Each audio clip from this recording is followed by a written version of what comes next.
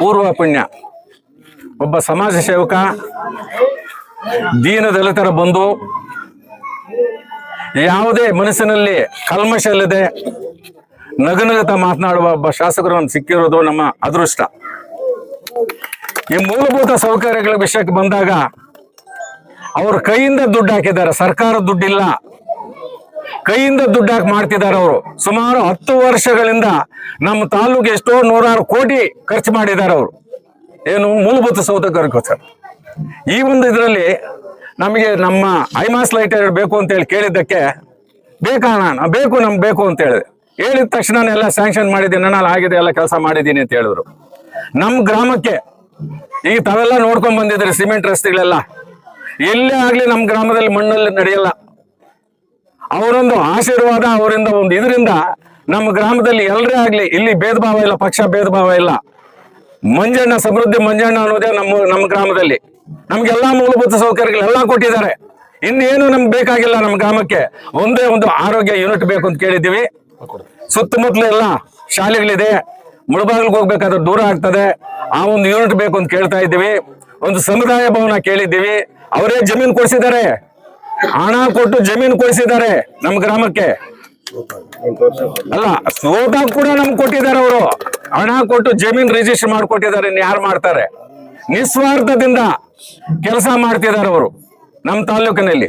ಆ ಸದಾಕಾಲ ಅವ್ರು ಇಲ್ಲಿ ನಮ್ಮ ತಾಲೂಕಲ್ಲಿ ಇರ್ತಾರೆ, ಬೇರೆ ತಾಲೂಕು ಹೋಗಲ್ಲ. ನೀವು ಅಂದ್ಕೊಂಡಂಗೆ ಅವ್ರೇನೋ ಹೇಳ್ತಾ ಇದ್ರು, ನಮ್ದು 29 ಕ್ಲಾಸ್ ಎಲ್ಲಿ ಹೋಗ್ತೀನಿ ಅಂದ್ರೆ ಅವೆಲ್ಲ ಬಿಟ್ಬಿಡಿ. ಇಲ್ಲಿ ರಿಸರ್ವೇಶನ್ ಕ್ವಶನ್ ಬರಲ್ಲ. ಯಾರು ಜನರು ಸ್ಪಂದಿಸ್ತಾರೋ ಅವರೇ ಮುಂದಿನ ನಾಯಕ ನಮ್ಮ ತಾಲೂಕಿನಲ್ಲಿ. ಯಾರೇನಾದ್ರೂ ಹೇಳ್ಕೊಳ್ಳಿ, ಇದನ್ನ ನಾನು ಘಂಟಾಘೋಷವಾಗಿ ಹೇಳ್ತೀನಿ. ನಾನೀಗ ಗೊತ್ತು ಸಮೃದ್ಧ ಮಂಜಣ್ಣ ತಿಮ್ಮರಾಯಪ್ಪ ಏನು ಅಂತ. ಈಗ ಆತನಲ್ಲಿ ಕಲ್ಮಶ ಇಲ್ಲದೆ ಎಲ್ರನ್ನ ಅನುಸರಿಸ್ಕೊಂಡು ಹೋಗ್ತಿದ್ದಾರೆ, ಎಲ್ರನ್ನ ಸಹಕರಿಸ್ಕೊಂಡು ನಾವು ಸಹಕಾರ ಕೊಡ್ಬೇಕು ತಾನೆ, ಕೊಡ್ತಿದ್ದಾರೆ. ಆ ಒಂದು ವಿಷಯದಲ್ಲಿ ನಮ್ಮ ಮಂಜಣ್ಣ ಬಗ್ಗೆ ಹೇಳ್ತೇನೆ. ಎಲ್ಲಾದ್ರೂ ನಾನು ಹೇಳಬಲ್ಲೆ, ಎಲ್ಲಾದ್ರೂ ಆಗ್ಲಿ ಹೋಗ್ಲಿ, ಯಾರಿಗಾದ್ರೂ ತೊಂದರೆ ಮಾಡಿದಾರ? ಇಲ್ಲ. ನನ್ ತೊಂದರೆ ಮಾಡಿದ್ರು ಕೂಡ ನಗ್ನಂತ ಮಾತನಾಡ್ತಾರೆ. ಅಂತ ವ್ಯಕ್ತಿ ಸಿಗಲ್ಲ. ಇನ್ನು ಮುಂದೇನು ಹೇಳ್ತೀನಿ ಮಂಜಣ್ಣನ್ಗೆ, ನಿನ್ನ ಸೇವೆ ನಮ್ಮ ತಾಲೂಕ್ ಬೇಕೇ ಬೇಕು. ನೀವು ಅದನ್ನ ಅನುಸರಿಸಿ, ನೀವು ಬೇರೆದೆಲ್ಲ ಬಿಟ್ಬಿಡಿ. ನೀವು ಬೇರೆದೆಲ್ಲ ನೀವೆಲ್ಲ ಇಟ್ಕೊಂಡು ಅವ್ರು ಬೇಕಾಗಿಲ್ಲ. ನಿಮ್ ಕೆಲಸ ನೀವು ಮಾಡ್ಕೊಳ್ಳಿ, ಅದಕ್ಕೆ ಪ್ರತಿಫಲ ನಿಮ್ಗೆ ಸಿಗ್ತದೆ ಅಂತ ಹೇಳ್ಬಿಟ್ಟು ಈ ಎಲ್ರ ಮುಂದೆ ನಾನು ಆಶ್ವಾಸನೆ ಮಾಡ್ತಾ ಇದ್ದೀನಿ.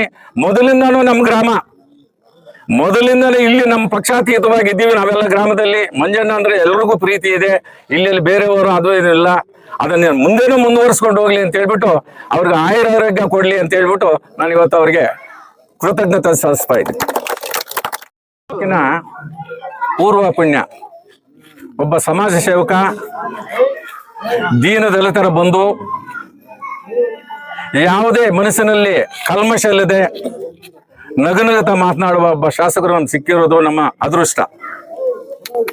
ಈ ಮೂಲಭೂತ ಸೌಕರ್ಯಗಳ ವಿಷಯಕ್ಕೆ ಬಂದಾಗ ಅವರು ಕೈಯಿಂದ ದುಡ್ಡು ಹಾಕಿದ್ದಾರೆ, ಸರ್ಕಾರ ದುಡ್ಡಿಲ್ಲ, ಕೈಯಿಂದ ದುಡ್ಡು ಹಾಕಿ ಮಾಡ್ತಿದ್ದಾರೆ. ಅವರು ಸುಮಾರು 10 ವರ್ಷಗಳಿಂದ ನಮ್ಮ ತಾಲೂಕು ಎಷ್ಟೋ 100 ಕೋಟಿ ಖರ್ಚು ಮಾಡಿದ್ದಾರೆ. ಅವರು ಏನು ಮೂಲಭೂತ ಸೌಕರ್ಯಕ್ಕೋಸ್ಕರ. ಈ ಒಂದು ಇದರಲ್ಲಿ ನಮಗೆ ನಮ್ಮ ಐಮಾಸ್ ಲೈಟ್ ಬೇಕು ಅಂತ ಹೇಳಿ ಕೇಳಿದ್ದಕ್ಕೆ ಬೇಕು ನಮ್ಗೆ ಬೇಕು ಅಂತ ಹೇಳಿದ ತಕ್ಷಣ ಎಲ್ಲ ಸ್ಯಾಂಕ್ಷನ್ ಮಾಡಿದ್ದೀನಿ, ನಾನು ಆಗಿದೆ, ಎಲ್ಲ ಕೆಲಸ ಮಾಡಿದ್ದೀನಿ ಅಂತ ಹೇಳಿದ್ರು. ನಮ್ಮ ಗ್ರಾಮಕ್ಕೆ ಈಗ ತಾವೆಲ್ಲ ನೋಡ್ಕೊಂಡ್ ಬಂದಿದ್ರಿ, ಸಿಮೆಂಟ್ ರಸ್ತೆಗಳೆಲ್ಲ ಎಲ್ಲೇ ಆಗ್ಲಿ ನಮ್ಮ ಗ್ರಾಮದಲ್ಲಿ ಮಣ್ಣಲ್ಲಿ ನಡೆಯಲ್ಲ. ಅವರೊಂದು ಆಶೀರ್ವಾದ, ಅವರಿಂದ ಒಂದು ಇದರಿಂದ ನಮ್ಮ ಗ್ರಾಮದಲ್ಲಿ ಎಲ್ಲರೇ ಆಗ್ಲಿ, ಇಲ್ಲಿ ಭೇದ ಭಾವ ಇಲ್ಲ, ಪಕ್ಷ ಭೇದ ಭಾವ ಇಲ್ಲ. ಮಂಜಣ್ಣ, ಸಮೃದ್ಧಿ ಮಂಜಣ್ಣ ಅನ್ನೋದೇ ನಮ್ಮ ಗ್ರಾಮದಲ್ಲಿ ನಮ್ಗೆಲ್ಲಾ ಮೂಲಭೂತ ಸೌಕರ್ಯಗಳೆಲ್ಲ ಕೊಟ್ಟಿದ್ದಾರೆ.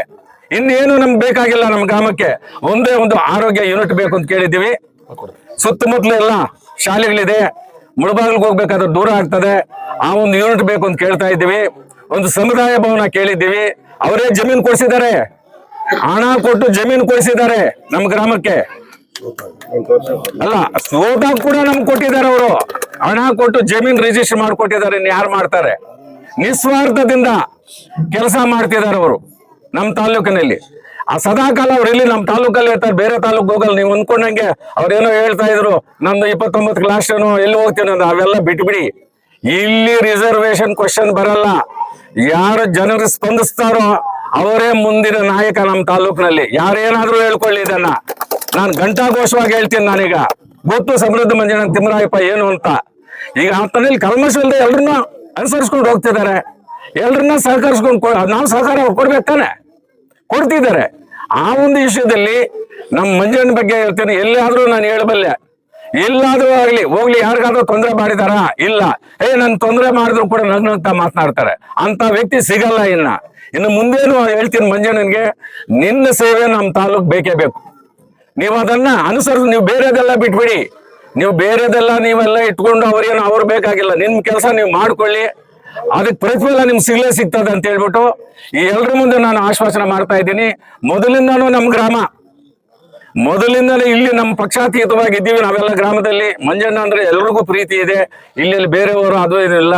ಅದನ್ನ ಮುಂದೇನೂ ಮುಂದುವರಿಸ್ಕೊಂಡು ಹೋಗ್ಲಿ ಅಂತ ಹೇಳ್ಬಿಟ್ಟು ಅವ್ರಿಗೆ ಆಯುರಾರೋಗ್ಯ ಕೊಡ್ಲಿ ಅಂತ ಹೇಳ್ಬಿಟ್ಟು ನಾನು ಇವತ್ತು ಅವ್ರಿಗೆ ಕೃತಜ್ಞತೆ ಸಲ್ಲಿಸ್ತಾ ಇದ್ದೀನಿ.